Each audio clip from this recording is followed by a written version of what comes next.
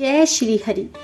आज रसपान कीजिए एकादशी व्रत पारण पर तुलसी माता की पावन कथा का।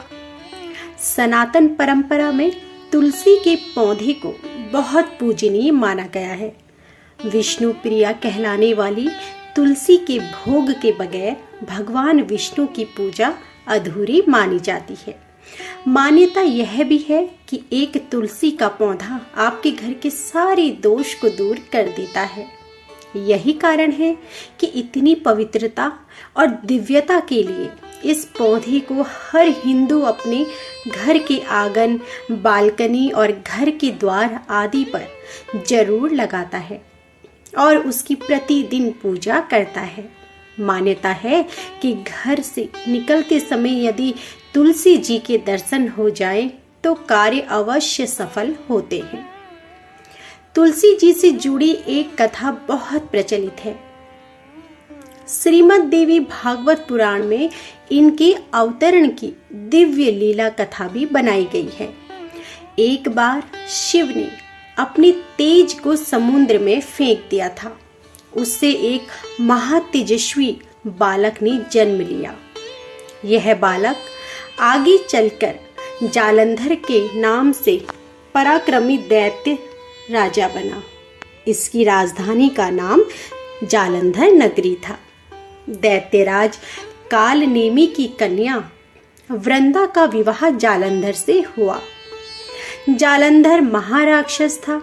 अपनी सत्ता के मद में चूर उसने माता लक्ष्मी को पाने की कामना से युद्ध किया, परंतु समुद्र से ही उत्पन्न होने के कारण माता लक्ष्मी ने उसे अपने भाई के रूप में स्वीकार किया। वहां से पराजित होकर वह देवी पार्वती को पाने की लालसा से कैलाश पर्वत पर गया। भगवान देवादिदेव शिव का ही रूप धरकर माता पार्वती के समीप गया, परंतु मां ने अपने योग बल से उसे तुरंत पहचान लिया तथा वहां से वह अंतर ध्यान हो गई। देवी पार्वती ने क्रुद्ध होकर सारा वृतांत भगवान विष्णु को सुनाया। जालंधर की पत्नी वृंदा अत्यंत पतिव्रता स्त्री थी। उसी के पतिव्रत धर्म की शक्ति से जालंधर न तो मारा जाता था और न ही पराजित होता था। इसलिए जालंधर का नाश करने के लिए वृंदा के पतिव्रत धर्म को भंग करना बहुत जरूरी था। इसी कारण भगवान विष्णु ऋषि का वेश धारण कर वन में जा पहुंचे, जहां वृंदा अकेली भ्रमण कर रही थी। भगवान के साथ दो मायावी राक्षस भी थे, जिन्हें देखकर वृंदा भयभीत हो गई। ऋषि ने वृंदा के सामने पल में दोनों को भस्म कर दिया। उनकी शक्ति देखकर वृंदा ने कैलाश पर्वत पर महादेव के साथ युद्ध कर रहे अपने पति जालंधर के बारे में पूछा। ऋषि ने अपने माया जाल से दो वानर प्रकट किए। एक वानर के हाथ में जालंधर का सिर था तथा दूसरे के हाथ में धड़ था। अपने पति की यह दशा देखकर वृंदा मूर्छित होकर गिर पड़ी। होश में आने पर उन्होंने ऋषि रूपी भगवान से विनती की कि वह उसके पति को जीवित करे। भगवान ने अपनी माया से पुनः जालंधर का सिर धड़ से जोड़ दिया, परंतु स्वयं भी वह उसी शरीर में प्रवेश कर गई। वृंदा को इस छल का जरा सा भी आभास न हुआ। जालंधर बने भगवान के साथ वृंदा पतिव्रता का व्यवहार करने लगी, जिससे उसका सतीत्व भंग हो गया।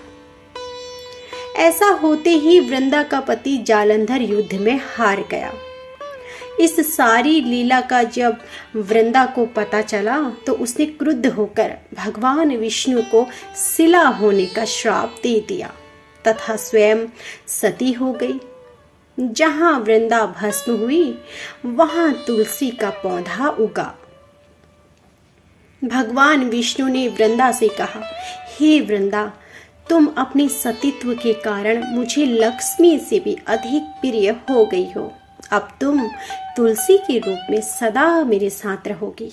जो मनुष्य भी मेरे शालिग्राम रूप के साथ तुलसी का विवाह करेगा उसे इस लोक और परलोक में विपुल यश प्राप्त होगा। जिस घर में तुलसी होती है वहां यम के दूत भी असमय नहीं जा सकते।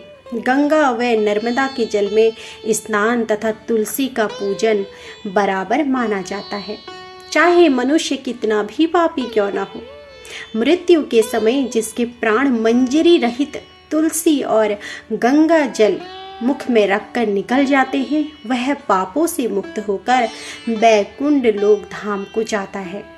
जो पुरुष मनुष्य तुलसी व आंवलों की छाया में अपने पितरों का श्राद्ध करता है उसके पितर मोक्ष को प्राप्त हो जाते हैं। उसी दैत्य जालंधर की यह भूमि जलंधर नाम से विख्यात है। सती वृंदा का मंदिर मोहल्ला कोटा किशन चंद्र में स्थित है।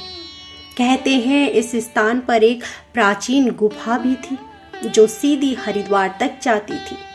सच्चे मन से 40 दिन तक सती वृंदा देवी के मंदिर में पूजा करने से सभी मनोरथ पूर्ण होते हैं। तो यह थी हमारी संपूर्ण कथा। आशा करती हूँ कि आपको हमारी यह कथा पसंद आई होगी। यदि यह वीडियो आपको पसंद आई हो तो वीडियो को लाइक करना ना भूलें। आप सभी का धन्यवाद।